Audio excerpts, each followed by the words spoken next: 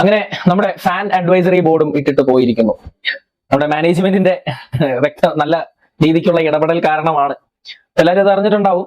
അതായത് നമ്മുടെ fan advisory board ഒരു ലെറ്റർ നമ്മുടെ മാനേജ്മെന്റിന് സമർപ്പിച്ച കാര്യം നമുക്ക് അറിയാവുന്നതാണ്. അതിൽ ഒരു 5 നിബന്ധനകൾ അവർ വെച്ചിട്ടുണ്ടായിരുന്നു. ഈ 5 നിബന്ധനകൾ പാലിക്കണം എന്നുള്ള ഒരു ലെറ്റർ ആയിരുന്നു വെച്ചിട്ടുണ്ടായിരുന്നത്. സോ അതേപ്പറ്റി നമ്മൾ നേരത്തെ സംസാരിച്ചതാണ്. സോ അതൊന്നും പാലിക്കുകയില്ല എന്നുള്ള പൂർണ്ണ ഉറപ്പ് ഫാൻ അഡ്വൈസറി ബോർഡിന് ഉണ്ടായിരിക്കുന്നു.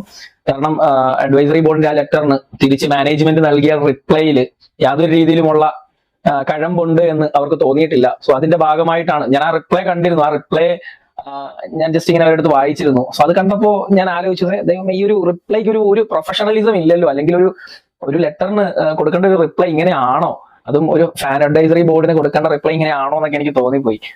സോ അത് ഞാനിങ്ങനെ കണ്ടിരിക്കുമ്പോഴാണ് പിന്നീട് പെട്ടെന്ന് നമ്മൾ അറിയുന്നത് ഫാൻ അഡ്വൈസറി ബോർഡിലുള്ള എല്ലാ അംഗങ്ങളും രാജിവെച്ചിരിക്കുന്നു എന്നുള്ളത്.